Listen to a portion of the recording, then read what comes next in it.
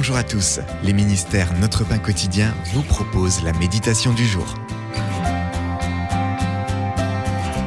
Puiser dans la sagesse.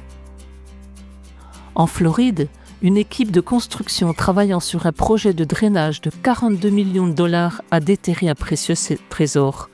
Profondément enfoui dans le sol, elle a découvert un bateau de pêche bien préservé des années 1800.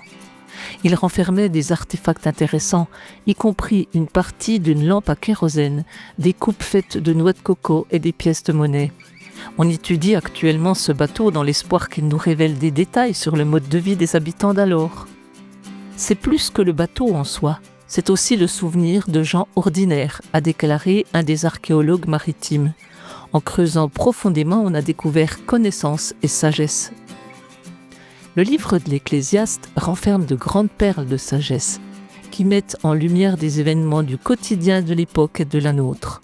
Salomon nous révèle que le cœur du sage connaît le moment opportun et les règles à suivre, chapitre 8, verset 5.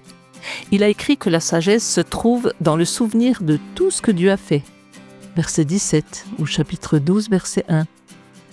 Dieu seul donne un sens à notre vie, chapitre 8, verset 14. Sa sagesse nous permet de jouir d'une vie heureuse en sa présence, verset 15.